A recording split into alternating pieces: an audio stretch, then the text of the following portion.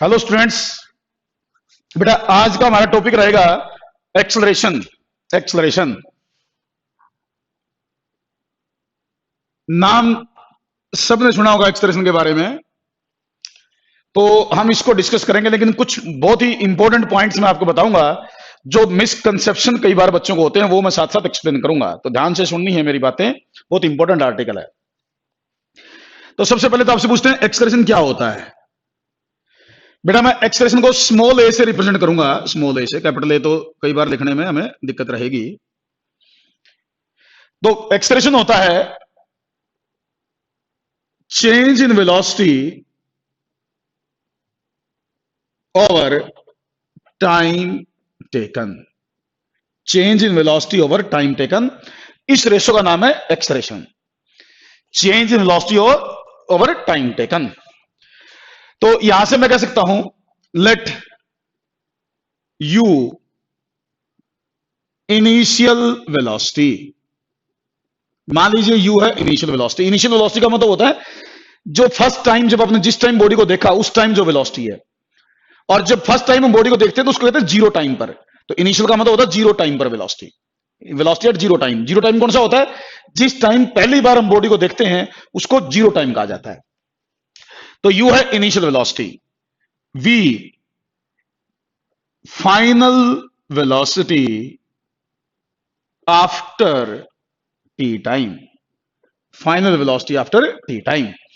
तो यहां देखो जीरो टाइम पर यह वेलोसिटी है। इनिशियल का मतलब at zero time, at time equal to zero. तो जीरो टाइम पर यह वेलोसिटी है, टी टाइम पर यह वेलोसिटी है। तो चेंज इन वेलोसिटी क्या हुआ? Change in velocity. देखो किसी भी चीज का चेंज का मतलब क्या है? चेंज का मतलब final minus value, final value minus initial value. तो change in velocity, final velocity minus initial.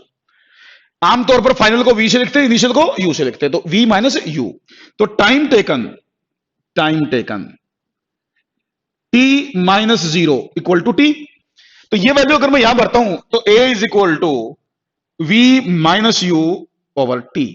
तो ये मेरे पास एक्सप्रेशन का फॉर्मूला बन जाता है। तो एक्सप्रेशन का formula a is equal to v minus u by t, इस तरीके से लिखा जा सकता है। तो व्हाट इज एक्सप्रेशन, ये यहां से बेसिक फॉर्मूला उसका बन गया। जनरल याद रखो change in velocity by time taken. और एक एक्सप्रेशन के बारे में याद रखो, एक्सप्रेशन एक वेक्टर क्वांटिटी है। एक्सप्रेशन एक वेक्टर क्वांटिटी है। ये पॉजिटिव आ सकता है, नेगेटिव आ सकता है, जीरो भी आ सकता है। It may be positive, negative और जीरो, कुछ भी वैल्यू आ सकती है। अच्छा, एक्सप्रेशन जीरो मतलब जब वेलोसिटी कांस्टेंट हो। अगर बॉडी में एक्सप्रेशन नहीं होगा तो इसका मतलब वेलोसिटी कांस्टेंट। तो जब भी यूनिफॉर्म मोशन होगी ना, जिससे पहले जो लेक्चर था हमारा उसमें आप यूनिफॉर्म मोशन पढ़ रहे थे, तो यूनिफॉर्म मोशन का मतलब होता है वेलोसिटी कांस्टेंट, और वेलोसिटी कांस्टेंट का मतलब होता है एक्सप्रेशन जीरो। ठीक, तो यूनिफॉर्म मोशन में कोई एक्सप्रेशन नहीं होता। बट अगर वेलोसिटी वेरिएबल है तो ये एक्सप्रेशन आएगा। मतलब यह बोलिए एक्सप्रेशन वेलोसिटी को चेंज करने के लिए है, रिस्पॉन्सिबल है। तो एक्सप्रेशन के कारण ही वेलोसिटी चेंज होती है, और वहीं से हमारा इसका फॉर्मूला बनता है। अब इससे इसकी यूनिट भी निकाल सकते हो, आप इसकी यूनिट निकाल सकते हो। देखो ऊपर है वेलोसिटी, नीचे टाइम। ऊपर वेलोसिटी, नीचे टाइम। तो बेटा ये बताओ, वेलोसिटी ऊपर तो वेलोसिटी की यूनिट होगी मीटर पर सेकंड, नीचे टाइम तो बाई सेकंड। तो इसकी यूनिट यहां से क्या बनी? Metre per second square. तो मीटर पर सेकंड स्क्वायर इसकी कौन सी यूनिट है? SI unit. मैं पहले बता चुका हूं आपको एसआई सीजीएस। तो एसआई यूनिट है इसकी metre per second square. CGS क्या बननी चाहिए? फिर बताओ सीजीएस क्या बननी चाहिए? मेरे ख्याल से सेंटीमीटर पर सेकंड स्क्वायर बननी चाहिए। सीजीएस में मीटर की जगह सेंटीमीटर आ जाता है, तो सेंटीमीटर पर सेकंड स्क्वायर इसकी सीजीएस यूनिट हो जाएगी। तो ये तो बात होगी एक्सप्रेशन। बेसिक डेफिनेशन क्या है? कोई पूछेगा तो change in velocity per in time, change in velocity per in time is called expression. ये उसका फार्मूला आ गया। अब इसके बारे में एक्सप्रेशन का मीनिंग में कुछ कंसेप्चुअल बात आपके बारे उसके बारे में डिस्कस करता हूं। बेटा देखो एक्सप्रेशन का मतलब ये तो पक्का समझ लो कि वेलोसिटी चेंज होगी, वेलोसिटी चेंज होगी। चाहे वो चेंज वेलोसिटी के मैग्नीट्यूड में, मतलब उसकी वैल्यू में चेंज हो। वैल्यू का मतलब या तो वैल्यू इंक्रीज करे या डिक्रीज करे, या फिर वेलोसिटी की डायरेक्शन चेंज हो। चेंज का मतलब वेलोसिटी का मैग्नीट्यूड भी चेंज कर सकते हो और वेलोसिटी की डायरेक्शन को भी चेंज किया जा सकता है। ठीक, तो कोई भी चीज चेंज हो जाए, चाहे डायरेक्शन चेंज हो जाए, चाहे वैल्यू चेंज हो जाए, तो हम कहते हैं बॉडी के अंदर एक्सप्रेशन है। तो एक्सप्रेशन प्रेजेंट है मतलब या तो डायरेक्शन चेंज होगी या वेलोसिटी की वैल्यू चेंज होगी। नाइन्थ लेवल पर हम वैल्यू चेंज वाले की ज्यादा बात करते हैं, डायरेक्शन वाली नाइन्थ लेवल पर सर्कुलर मोशन में आएगी बात। अभी हम एक्सप्रेशन के कारण वेलोसिटी में की वैल्यू में जो चेंज आता है उसके ऊपर डिस्कशन करेंगे। तो देखो मैं एक एग्जांपल लेता हूं, मान लीजिए this is the direction of velocity, ये वेलोसिटी की डायरेक्शन है। मान लो बॉडी इधर जाने लग रही है, तो एक्सेलरेशन भी एक वेक्टर है, उसकी भी अपनी डायरेक्शन होगी। अगर मान लो एक्सेलरेशन भी इधर ही हो, वेलोसिटी भी इधर है और एक्सेलरेशन भी इधर है, अगर वेलोसिटी और एक्सेलरेशन दोनों सेम डायरेक्शन में हो तो इसका मतलब यह होगा कि वेलोसिटी इंक्रीज करेगी। जब कभी भी वेलोसिटी की डायरेक्शन में एक्सेलरेशन होता है तो वो वेलोसिटी को इंक्रीज करता है, इसके साथ लिख लेना। ये डायरेक्शन होने का मतलब है वेलोसिटी विल इंक्रीज। और अगर मान लीजिए वेलोसिटी इधर है, एक्सेलरेशन इसके अपोजिट है, अगर एक्सेलरेशन वेलोसिटी के अपोजिट डायरेक्शन में है तो बेटा इसका मतलब वेलोसिटी विल डिक्रीज। इसके साथ ऊपर क्या लिखेंगे, ऊपर का मीनिंग क्या निकला, velocity will increase, velocity will increase, velocity will increase. और इस केस में वेलोसिटी विल डिक्रीज। इसमें वेलोसिटी इंक्रीज करेगी, इसमें वेलोसिटी डिक्रीज करेगी। अब है मेन पॉइंट जो मैं बता रहा था, कंसेप्चुअली जो बच्चे गलती करते हैं। ठीक है, एक्सेलरेशन सबको पता होता है, जो अभी तक मैंने बातें बोली वो भी सबको पता होती है, कोई नई बात मैंने नहीं बताई अभी तक, क्योंकि ये तो बेसिक चीज है, पढ़नी ही पड़ती है सबको, एनसीईआरटी में मिलेंगी आपको। लेकिन अब जो बता रहा हूं वो ध्यान से सुनना। एक होता है रिटार्डेशन, रिटार्डेशन, रिटार्डेशन को ध्यान से नोट कर लेना। बेटा देखो कोई आपसे पूछे रिटार्डेशन क्या है, तो मैं आपको एक बता दूं, कॉमन मिस्टेक जो बच्चे करते हैं और इवन टीचर्स भी कर देते हैं कई बार। तो क्या मिस्टेक करते हैं, कई बार आपने सुना होगा, अगर आपने कोई क्लास अटेंड की होगी स्कूल वगैरह की तो उसमें यह पढ़ा होगा, आपने सुना होगा कि कई बार आपको यह बताया गया होगा कि भी negative expression is called retardation, negative expression is called retardation. बेटा रिटार्डेशन की यह डेफिनेशन गलत है, नोट कर देना मेरी बात को, रिटार्डेशन की यह डेफिनेशन गलत है। कोई आपको बोले negative expression is called retardation, तो मैं कहता हूं वो डेफिनेशन गलत है। ठीक है, बिल्कुल। आपने बोला जी, मैंने बोला गलत है, तो आप कुछ कब दिमाग में आएगा फिर ठीक क्या है, हमने तो यही सुना है, हमने तो ज्यादातर यही सुना कि negative expression is called retardation, तो मैं कह रहा हूं इसको गलत है, तो ठीक क्या है, कंसेप्ट क्या है। तो कंसेप्ट ये है बेटा, रिटार्डेशन नेगेटिव एक्सप्रेशन को नहीं बोलते। नेगेटिव एक्सप्रेशन की बजाय आप ये कहो दी एक्सेलरेशन, लिख लो डेफिनेशन, मेरे वाली क्या एक्चुअल जो डेफिनेशन है, मैं कोई अपनी तरफ से तो बना नहीं रहा, जो एक्चुअल वो बता रहा हूं मैं। तो लोगों के बीच में मिसकंसेप्शन होता है, वो गलत बता देते हैं, तो मैं तो वो क्लियर कर रहा हूं बस।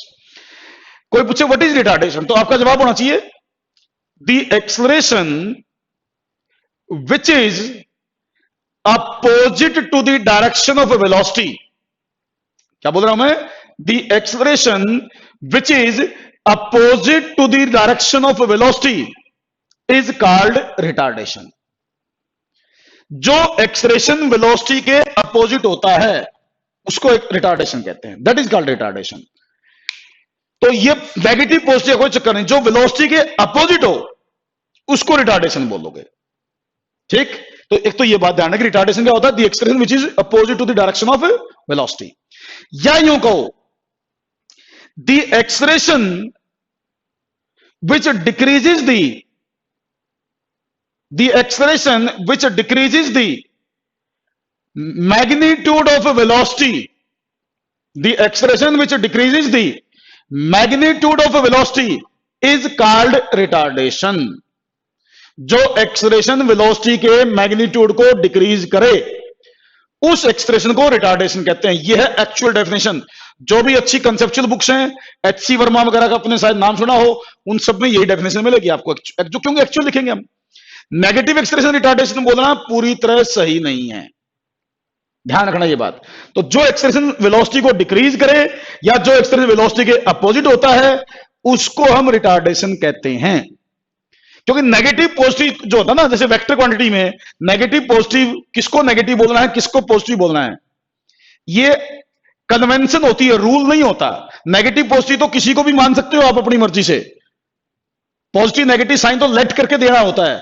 तो कोई रूल नहीं है कि जैसे इस केस में बच्चे क्या कहेंगे, ज्यादातर बच्चे पता क्या कहेंगे, जो मिसकंसेप्शन वो दूर कर रहा हूं मैं, बहुत इंपॉर्टेंट बात बता रहा हूं, मैक्सिमम जगह गलत मिलेगी आपको ये चीज।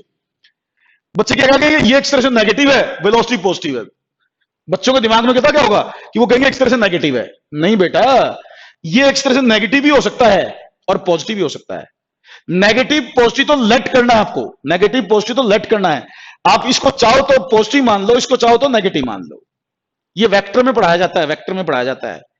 तो 9th लेवल पर कई बार कम चीज पढ़ाने के लिए टीचर बोल देते हैं कि जो वेलोसिटी के अपोजिट एक्सप्रेशन उसको नेगेटिव मान लो, ऐसा बोल देते हैं, लेकिन ये बात सही नहीं है, ये टेक्निकली गलत बात होती है। तो इसलिए ध्यान रखना, जो मैंने बोला वही रिटार्डेशन होता है। तो रिटार्डेशन का मतलब जो एक्सप्रेशन वेलोसिटी के अपोजिट हो या जो वेलोसिटी की वैल्यू को डिक्रीज करे वो नेगेटिव एक्सप्रेशन है, सॉरी रिटार्डेशन है। वो नेगेटिव भी हो से पॉजिटिव भी हो से कोई फर्क नहीं पड़ता। नेगेटिव पॉजिटिव तो हम खुद मान लेंगे, हमने लेट करना है। तो नेगेटिव पॉजिटिव मत बोल के ये वाली डेफिनेशन यूज करो, ज्यादा टेक्निकल बेटर होगी, कंसेप्चुअली बिल्कुल सही होगी आपकी। देखिए जैसे मैं आपको रिटार्डेशन बता रहा हूं ना, रिटार्डेशन के बारे में जो बता रहा हूं, तो ध्यान रखना कि रिटार्डेशन जो है, जैसे आपने पढ़ा भी, मैंने कहा नेगेटिव एक्सप्रेशन हमेशा रिटार्डेशन हो, कोई जरूरी नहीं है। तो पॉजिटिव एक्सप्रेशन भी रिटार्डेशन का काम कर सकता है, नेगेटिव एक्सप्रेशन भी रिटार्डेशन का काम कर सकता है। मैं क्या कह रहा हूं, पॉजिटिव एक्सप्रेशन भी रिटार्डेशन का काम कर सकता है, नेगेटिव एक्सप्रेशन भी रिटार्डेशन का काम कर सकता है। ये बात ध्यान देना, क्योंकि पॉजिटिव नेगेटिव तो मैंने कहा कन्वेंशन है वेक्टर में। जैसे जैसे मान लीजिए वेलोसिटी इधर है, एक्सलेशन इधर है, तो आपसे कोई बोले भाई कौन सी चीज इसमें से पॉजिटिव लेनी है, कौन सी चीज नेगेटिव लेनी है। दो वेक्टर जब अपोजिट होते हैं, दोनों वेक्टर हैं, अगर दो वेक्टर अपोजिट हो तो आप अपनी मर्जी से किसी एक को पॉजिटिव मान लें और दूसरे को नेगेटिव मान सकते हैं। किसी एक को पॉजिटिव मान लें, किसी दूसरे को नेगेटिव मानना पड़ेगा जो अपोजिट होगा। तो अगर मैं ये मान लूं लेट वेलोसिटी पॉजिटिव है, तब तो एक्सप्रेशन होगा नेगेटिव, तब एक्सप्रेशन क्या होगा, नेगेटिव। अगर मैं ये मान लेता हूं, लेकिन अगर मैं ये मान लूं इस डायग्राम में लेट वेलोसिटी नेगेटिव है, तो इसका मतलब एक्सप्रेशन होगा पॉजिटिव। एक्सप्रेशन क्या होगा, पॉजिटिव। तो ये लेट करके दिया आपने, लेट ये भी कर सकते हो, लेट ये भी कर सकते हो। जो चीज लेट ही करनी है तो अपनी मर्जी होगी ना, इसका मतलब। तो बच्चों में एक मिसकंसेप्शन क्या होता है कि भाई जो एक्सप्रेशन वेलोसिटी के अपोजिट है वो नेगेटिव बोलना है। नेगेटिव बोलना कोई जरूरी नहीं है। आप वेलोसिटी को पॉजिटिव बोलोगे तो एक्सप्रेशन को नेगेटिव बोलोगे, वेलोसिटी को पॉजिटिव बोलोगे तो एक्सप्रेशन को नेगेटिव बोलोगे, अपोजिट वाले को। अगर वेलोसिटी को नेगेटिव बोलोगे तो एक्सप्रेशन को पॉजिटिव बोलोगे। तो पॉजिटिव नेगेटिव तो कुछ भी ले सकते हैं हम, लेकिन दोनों केस में ये है तो वेलोसिटी के अपोजिट ही ना। काम तो ये रिटार्डेशन ही कर रहा है, चाहे ये मान लो चाहे ये मान लो, चाहे आप ये चीज कंसिडर करो चाहे ये चीज कंसिडर करो, काम ये रिटार्डेशन ही करेगा। लेकिन ये लेट करना तो अपनी मर्जी पर डिपेंड कर गया। तो इसीलिए मैं कहता हूं नेगेटिव एक्सप्रेशन भी रिटार्डेशन हो सकता है और पॉजिटिव एक्सप्रेशन भी रिटार्डेशन हो सकता है। मैं क्या कह रहा हूं, नेगेटिव एक्सप्रेशन भी रिटार्डेशन हो सकता है और पॉजिटिव एक्सप्रेशन भी रिटार्डेशन हो सकता है। ध्यान रखनी ये बात, बहुत इंपॉर्टेंट पॉइंट है। हां, अगर आप इसको और थोड़े टेक्निकल लैंग्वेज में बोलो तो एक और कुछ इसमें ऐड कर सकते हो आप ये कह सकते हो कि जो एक्सप्रेशन वेलोसिटी के कंपैरिजन में नेगेटिव है वो रिटार्डेशन है। क्या बोल गया मैं, दोबारा सुनो, जो एक्सप्रेशन वेलोसिटी के कंपैरिजन में नेगेटिव है वो रिटार्डेशन है। बच्चे के दिमाग में आ गया कंपैरिजन में नेगेटिव होना क्या होता है। बेटा इसका मतलब है जो वेलोसिटी के अपोजिट है, मेन वही बात है, बस वर्ड चेंज कर दिया मैंने। तो इसलिए रिटार्डेशन का जो मिसकंसेप्शन है वो खत्म करो अपने दिमाग से। आपको कोई पूछे तो नेगेटिव एक्सप्रेशन भी रिटार्ड कर सकता है, पॉजिटिव एक्सप्रेशन भी रिटार्ड कर सकता है। बॉडी को रिटार्ड करने का मतलब तो स्पीड को घटाना होता है। नेगेटिव पॉजिटिव की डायरेक्शन तो लेट करके बताई जाती है। मेरे ख्याल से इतना बताने के बाद ये चीज बिल्कुल क्लियर हो गई दिमाग में, कोई डाउट अब बचने नहीं चाहिए।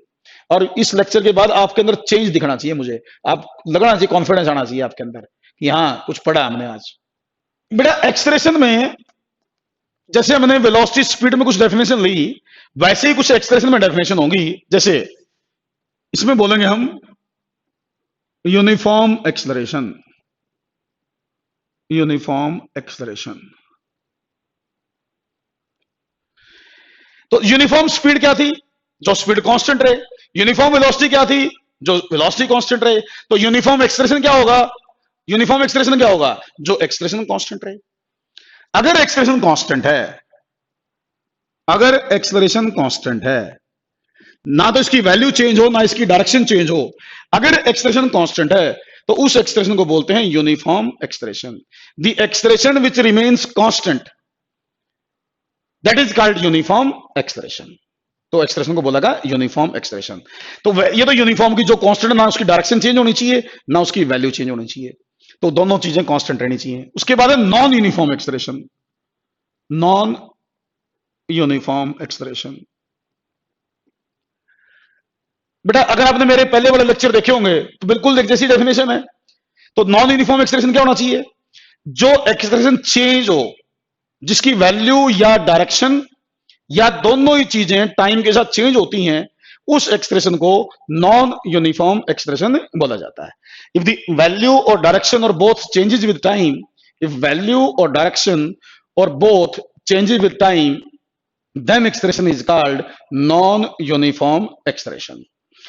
हमें जो 9th लेवल पर चीजें ज्यादा पढ़नी होती हैं वो ये यूनिफॉर्म एक्सप्रेशन वाली पढ़नी होती है, यूनिफॉर्म एक्सप्रेशन वाली। तो यूनिफॉर्म एक्सप्रेशन हम ज्यादा पढ़ते हैं, सिलेबस में ये चीजें हमारी होती है। नॉन यूनिफॉर्म की चीजें बहुत कोई रे है ही नहीं नॉन यूनिफॉर्म की। तो हम ये पढ़ते हैं, यूनिफॉर्म एक्सप्रेशन के बारे में बात करते हैं। और बेटा जैसे यूनिफॉर्म है, नॉन यूनिफॉर्म है, उसके बाद instantaneous expression, instantaneous expression, instantaneous. अगर यूनिफॉर्म है तो हमेशा ही कांस्टेंट होगा, नॉन यूनिफॉर्म में इंस्टैंटेनियस की ज्यादा जरूरत पड़ती है हमें भाई, क्योंकि वो तो हर इंस्टेंट पे चेंज होता रहता है। यूनिफॉर्म में तो हमेशा ही कांस्टेंट होता है। तो इंस्टैंटेनियस की डेफिनेशन क्या होगी फिर? तो डेफिनेशन तो मेरे ख्याल से आपको इंस्टैंटेनियस वेलोसिटी की पता है, इंस्टैंटेनियस स्पीड की पता है। तो जैसे इंस्टैंटेनियस वेलोसिटी की डेफिनेशन है, इंस्टैंटेनियस स्पीड की है, वैसे इंस्टैंटेनियस एक्सप्रेशन की है। तो क्या कहेंगे? What is instantaneous expression? क्या बोलेंगे? The expression of the body at particular instant of time, the expression of the body at particular instant of time is called instantaneous expression. एक पर्टिकुलर मोमेंट पर जो एक्सप्रेशन की value होती है, उस expression की वैल्यू को इंस्टैंटेनियस एक्सप्रेशन कहते हैं। जैसे इसको लिखूं तो एरो तो पता होगा ना, एरो क्यों लगा रहा हूं? वेक्टर है, ताकि टेक्निकली कोई मेरे को गलत साबित ना कर दे, तो इसलिए एरो लगा रहा हूं। वेक्टर, हमें तो मैग्नीट्यूड की जरूरत पड़ती है वैसे। तो मैं लिखूंगा delta v by delta t और limit delta t approaches zero. ये मैंने 2-3 बार पहले भी लिख लिया है। तो ये डेल्टा वी का मतलब change in velocity, delta T का मतलब time taken, small time interval. Delta we change in velocity, delta T small time interval. नहीं भी ध्यान रहे तो कोई जरूरत नहीं, 9th लेवल पर इसका कोई ज्यादा यूज नहीं है, डेफिनेशन याद कर लो, काम चल जाएगा आपका। चलो जी, ये तो बातें हुई डेफिनेशंस की। अब हम बात करते हैं यूनिफॉर्म एक्सप्रेशन से रिलेटेड। बेटा देखो, एक वर्ड आप बार बार सुनेंगे और वो है uniformly accelerated, uniformly accelerated motion, uniformly accelerated motion, ये वर्ड आप बार बार सुनेंगे। नाम के अंदर ही इसका आंसर है, ध्यान से सुनो तो। यूनिफॉर्मली एक्सलेटेड मोशन, इसका मतलब अगर एक्सप्रेशन यूनिफॉर्म हो, अगर बॉडी का एक्सप्रेशन यूनिफॉर्म हो तो उसकी मोशन को बोलते हैं यूनिफॉर्मली एक्सलेटेड मोशन। जैसे यूनिफॉर्म मोशन, यूनिफॉर्म मोशन में वेलोसिटी कांस्टेंट थी, यूनिफॉर्म मोशन में वेलोसिटी कांस्टेंट थी, और यूनिफॉर्मली एक्सलेटेड मोशन में एक्सप्रेशन कांस्टेंट होगा। यूनिफॉर्मली एक्सलेटेड मोशन में एक्सप्रेशन कांस्टेंट होगा। तो जब एक्सप्रेशन कांस्टेंट हो तो ऐसी मोशन को यूनिफॉर्मली एक्सलेटेड मोशन कहा जाता है। समझ में आया होगा? इसका मीनिंग आपको क्लियर है। अब ये जो यूनिफॉर्मली एक्सलेटेड मोशन है ना, इसकी 3 इक्वेशन ऑफ मोशन है, 3 इसकी इक्वेशन ऑफ मोशन है, 3 इक्वेशन ऑफ मोशन है। तो यूनिफॉर्मली एक्सेलरेटिंग मोशन की तीन इक्वेशन ऑफ मोशन, मैं तीनों को डिराइव करता हूं एक बार। जैसे दो तीन मेथड से डिराइव की जा सकती हैं वो, मैं एक बेसिक मेथड दे लेता हूं पहले। जैसे हमारे पास एक इक्वेशन है, एक्सलेरेशन का फार्मूला क्या बताया था मैंने? एक्सलेरेशन था change in velocity over time taken. Change in velocity over time taken एक फार्मूला था। तो फर्स्ट इक्वेशन में डिराइव कर रहा हूं। फर्स्ट इक्वेशन, इसको बोलते हैं वेलोसिटी टाइम इक्वेशन। इसका नाम है कुछ, velocity time equation. Velocity time equation इसको बोल देते हैं कई बार हम। तो बेटा मैंने थोड़ी देर पहले लिखा था a is equal to v minus u over t. v minus u over t, इसमें u क्या था? मेरे ख्याल से इनिशियल वेलोसिटी था। v क्या था? Final velocity. a एक्सेलरेशन और t टाइम। ध्यान है ये। तो इसको मैं थोड़ा सा रीअरेंज कर दूं, a t is equal to v minus u. u को इधर लेके v is equal to u plus a t. ये इक्वेशन में लिख सकता हूं, v is equal to u plus a t. तो ये जो इक्वेशन है इसको बोलते हैं वेलोसिटी टाइम इक्वेशन। क्या बोलते हैं इसे? वेलोसिटी टाइम इक्वेशन, इस इक्वेशन का नाम है। दोबारा सुन लो, u क्या है इसमें? Initial velocity. v क्या है? Final velocity. a क्या है? Constant acceleration. और t टाइम। तो इसके बेस पे कुछ न्यूमेरिकल भी आते हैं, ये खुद डेरिवेशन भी आ सकती है। इसको मैं ग्राफ से भी डिराइव करा के दिखाऊंगा आपको, ग्राफ से भी डिराइव करा के दिखाऊंगा। तो ये वेलोसिटी टाइम इक्वेशन आपके पास आ गई। मैं एग्जांपल लेता हूं न्यूमेरिकल का। जैसे मान लो एक बॉडी की initial velocity 2 metre per second है। मान लो एक बॉडी की initial velocity 2 metre per second है, उसके अंदर 4 मीटर पर सेकंड स्क्वायर का एक्सप्रेशन है। 4 मीटर पर सेकंड स्क्वायर का एक्सप्रेशन है। और t is equal to 2 second के बाद आपसे पूछता है what is final velocity after 2 second. What is final velocity after 2 second? तो v is equal to u plus a t. यहां से वैल्यू निकालो तो v is equal to 2 plus 4 into 2। Value put कर दी तो v is equal to 2 plus 8, तो v is equal to 10 metre per second. आसान है, बिल्कुल बिल्कुल इजी है। आपको मजा आ रहा होगा। न्यूमेरिकल्स आसान तो लगते होगा ना, बच्चों को इंटरेस्ट तो होगा न्यूमेरिकल्स में। फिजिक्स में न्यूमेरिकल्स मेन चीज होती है। और एग्जांपल लेता हूं, मान लीजिए इनिशियल वेलोसिटी 0 है। इनिशियल वेलोसिटी 0 है, acceleration 3 metre per second square का है। आपसे पूछता है what is velocity after 10 second. What is velocity after 10 second? और एग्जांपल ले लिया मैंने, तो v is equal to u plus a t. ये इक्वेशन है। तो v is equal to 0 plus 3 into 10, तो v is equal to 30 metre per second. इसका आंसर यह आ गया। और एग्जांपल लेंगे, इस तरह बहुत सारे एग्जांपल करेंगे। जितने ज्यादा आप क्वेश्चंस करोगे, फार्मूले को याद करना आसान हो जाता है। मैं ये कहूंगा कि आप इक्वेशन को डायरेक्ट मत याद करो। कोई भी फिजिक्स में कोई भी फार्मूला हो, उसको प्रैक्टिस से याद करो। क्वेश्चन निकाल निकाल के याद करो, बार बार लिखो, अपने आप याद हो जाएगा। और एग्जांपल लेता हूं, मान लीजिए एक बॉडी की initial velocity 10 metre per second है, acceleration -2 metre per second square का है। Acceleration -2 metre per second square का है। ये कहता है, क्वेश्चन है, find the time after which body will be in rest. Find the time after which body will be in rest. तो इसका मतलब क्या हुआ? हम ये चाहते हैं कि बॉडी की वेलोसिटी 0 हो जाए, रेस्ट में आना है। इसका मतलब फाइनल वेलोसिटी 0 करनी है। तो इसने पूछा t, find the time when final velocity is 0। ये क्वेश्चन इसने हमसे पूछा है। तो हमारे पास इक्वेशन है v is equal to u plus a t. Final value 0, क्योंकि इसने रेस्ट में आने के लिए बात की है। इनिशियल वेलोसिटी 10, a माइनस 2 और t हमें निकालना है। तो 2t इज इक्वल टू 10 और t इज इक्वल टू 10/2। तो यहां से t की वैल्यू बनी 5 सेकेंड। इसका मतलब after 5 second body will be in rest. 5 second के बाद बॉडी रेस्ट में आ जाएगी, इस क्वेश्चन के अकॉर्डिंग। समझ में आ रहा है बेटा? कोई और डाउट हो तो बोलो। डाउट तो बोलो तो कैसे गए आप, क्योंकि तो रिकॉर्डेड लेक्चर है। अगर कोई डाउट हो तो इनको दोबारा देख लेना। वीडियो को दोबारा देख लेना। और एग्जांपल लेता हूं, जर्नल केस लेता हूं। लेट u इनिशियल वेलोसिटी,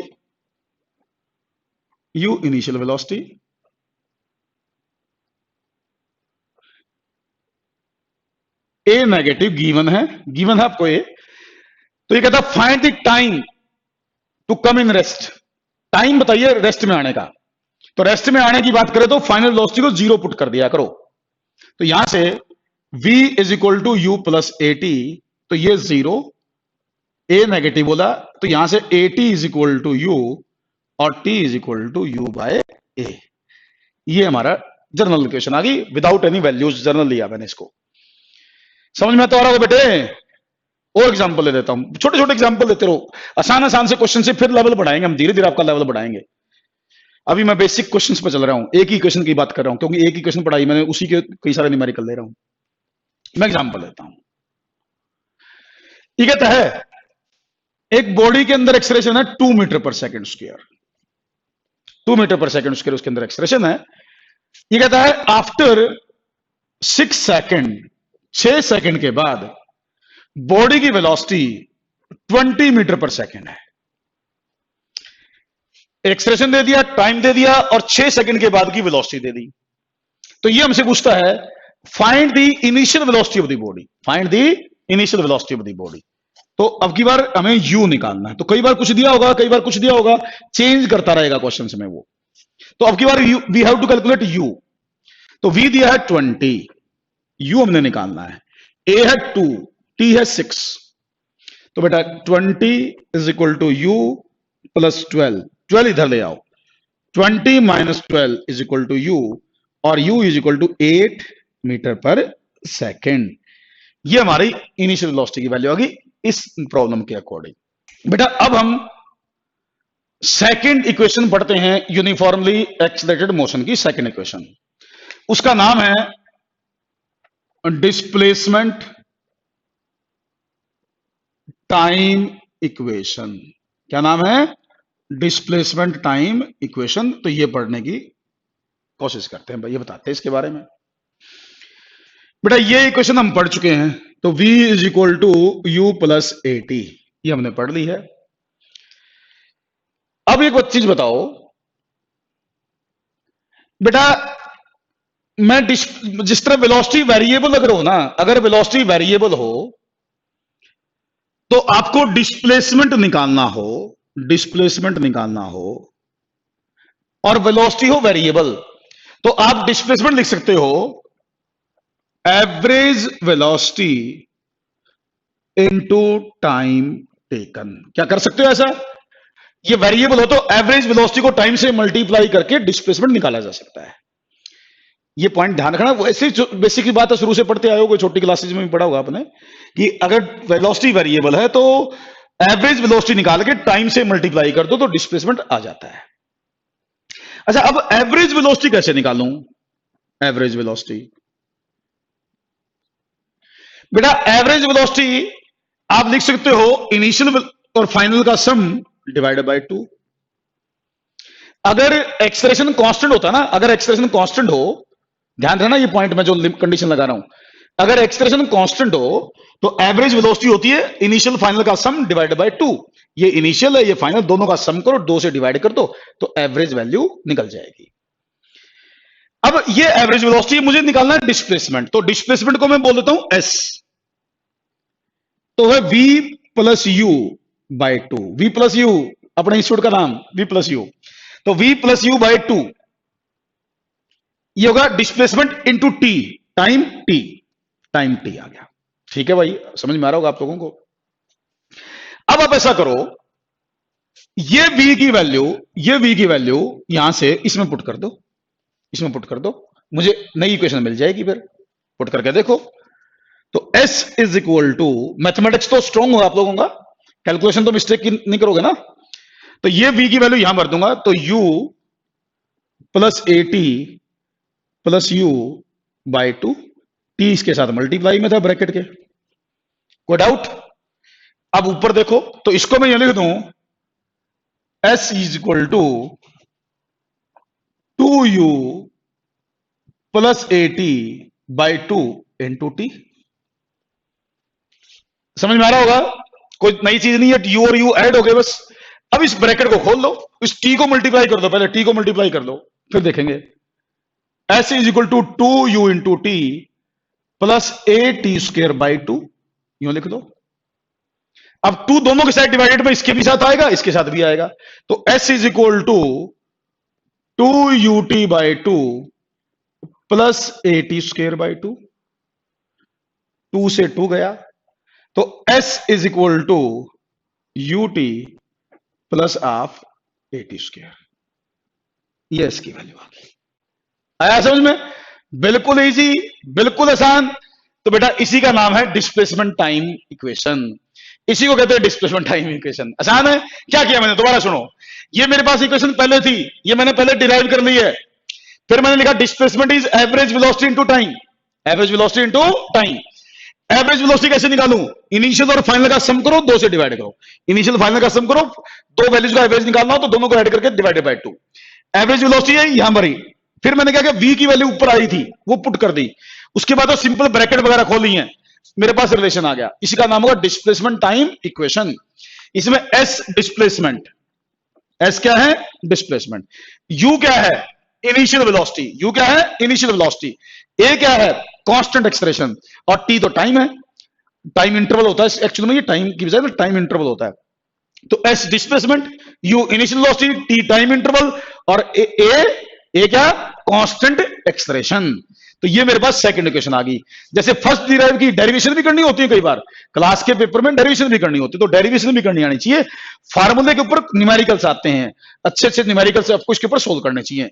एक एग्जांपल मैं ले लेता हूं इसका, देखो बेटे मेरे पास इक्वेशन आ गई, s is equal to ut plus half AT²। अब इसके ऊपर कुछ क्वेश्चन करवाता हूं, प्रॉब्लम्स करवाता हूं आपको। पहले इजी न्यूमेरिकल से स्टार्ट करता हूं। ये कहता है भाई मान लो एक बॉडी की initial velocity 3 metre per second है, बॉडी में acceleration 4 metre per second square का है। ये कहता है what is displacement after 6 second, 6 second के बाद डिस्प्लेसमेंट की वैल्यू बताएं। तो सब कुछ गिवन है, पुट कर दो। S is equal to u3, t इसने 6 दे दिया, प्लस 1/2 a कितना दे रखा है 4, और t 6, u3 था ना, तो स्क्वायर कर दो बेटा। देखो ये 2 से 2 कटेगा, यहां 4 आएगा, 4 कटेगा मतलब, तो S is equal to 18 plus 36 into 2, 36, ये 36 बन जाएगा इंटू 2 72, तो S is equal to 90 metre. तो मेरे ख्याल से तो कैलकुलेशन ठीक है हमारी, तो 90 मीटर डिस्प्लेसमेंट इस प्रॉब्लम के अकॉर्डिंग हमारा आ गया। आया, क्लियर हुआ ना? कोई डाउट हो तो बोलिए, डाउट हो तो दोबारा देखिए, बिल्कुल आसान है। मैंने फिर कहा, बार बार एक ही चीज कहूंगा मैं, पहले छोटे छोटे क्वेश्चन से स्टार्ट कीजिए अगर बेस स्ट्रॉन्ग करना है, धीरे धीरे अच्छे लेवल के क्वेश्चन पर बढ़ेंगे हम। और देखो मैं बोलता हूं let acceleration of the body is 2 metre per second square, acceleration है 2 मीटर पर सेकेंड स्क्वायर, और ये कहता है बॉडी स्टार्ट्स फ्रॉम रेस्ट। ये वर्ड बड़ा इंपॉर्टेंट है, कई जगह मिलेगा आपको, स्टार्ट फ्रॉम रेस्ट, ऐसा कुछ बोलेगा, स्टार्ट फ्रॉम रेस्ट, ये नोट कर लेना ये पॉइंट। स्टार्ट फ्रॉम रेस्ट का मतलब ये होगा कि you have to take initial velocity 0, आपको इनिशियल वेलोसिटी 0 लेनी है, इसका मतलब स्टार्ट फ्रॉम रेस्ट। और एक बात, अब इसने पूछा what is displacement after 3 second, 3 second के बाद डिस्प्लेसमेंट की वैल्यू बताएं।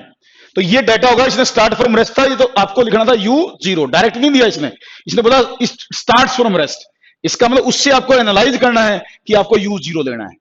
तो हमारे पास इक्वेशन है S is equal to ut plus half AT², displacement निकालिए, 0 प्लस 1/2, a 2 दिया और t 3 दिया बेटा, इसने 2 से 2 गया, तो S इज 9 मीटर। ये डिस्प्लेसमेंट आ गया इस प्रॉब्लम के अकॉर्डिंग। क्लियर हुआ? अब बेटा एक बहुत इंपॉर्टेंट पॉइंट मैं आपको बताने जा रहा हूं, वो आमतौर पर बहुत कम ही बच्चों को पता चलता है, 1% बच्चों को भी नहीं पता होता, वो बड़ा इंपॉर्टेंट पॉइंट है, ध्यान देना एक बार। देखिए ये इक्वेशन जो है ना, ये इक्वेशन बहुत ही कॉमन है, और बहुत बेसिक है। ये इक्वेशन सबको पता होती है। इसमें है इनिशियल वेलोसिटी, इसमें क्या है, इनिशियल वेलोसिटी। लेकिन अब जो मैं बात बताने जा रहा हूं ना, वो केवल आपको पता होगी जो ये लेक्चर सुन रहे होंगे, जो ये लेक्चर सुन रहे होंगे, बस बाकियों को नहीं पता होगी। बहुत इंपॉर्टेंट बात है। अक्सर बच्चों को केवल इनिशियल वेलोसिटी की टर्म में डिस्प्लेसमेंट की इक्वेशन पता होती है।